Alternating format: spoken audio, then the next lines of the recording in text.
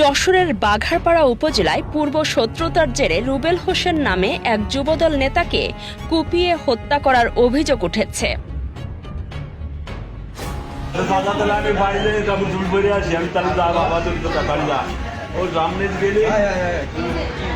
এবার ওই আমরা বসে পাশে তারা বাইরে বলে মাইনেছে, আমরা দোকান তো সবাই দৌড়েছি, ওরে কে মারবে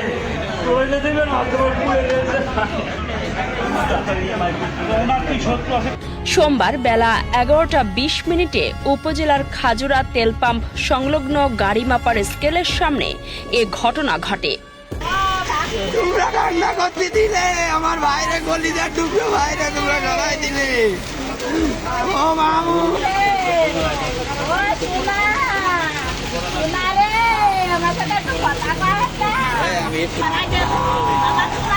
নিহত রুবেল হোসেন উপজেলার খাজুরা তেল পাম্প সংলগ্ন তেলি ধান্যপোড়া গ্রামের বাসিন্দা। তিনি মৃত মুনতাজ ঢালির ছেলে এবং বাঘারপাড়া উপজেলার বন্দভিলা ইউনিয়ন যুবদলের যুগ্ম সাধারণ সম্পাদক।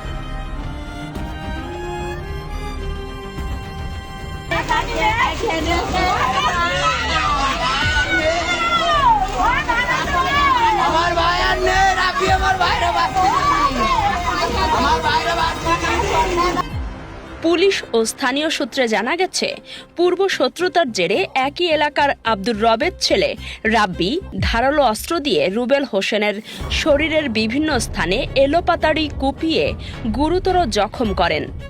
রাব্বি রুবেল হোসেনের ছোট বোনের দেবর।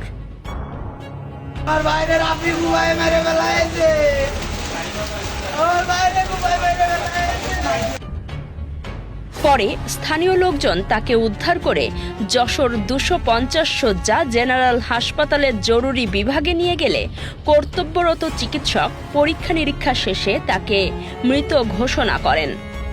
নিহতের মরদেহ ময়নাতদন্তের জন্য যশোর 250 শয্যা জেনারেল হাসপাতালের মর্গে রাখা হয়েছে।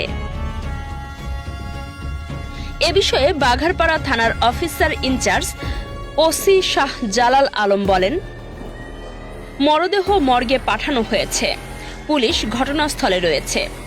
কি কারণে এ হত্যা তার নেপথ্যের কারণ খুঁজতে পুলিশ কাজ করছে। একই সাথে অভিযুক্তকে ধরতে পুলিশের একাধিক দল মাঠে কাজ করছে। শামীম আহমেদ টিটোর তথ্য ও ভিডিও চিত্রে কাজী সাইমা, রাতদিন নিউজ।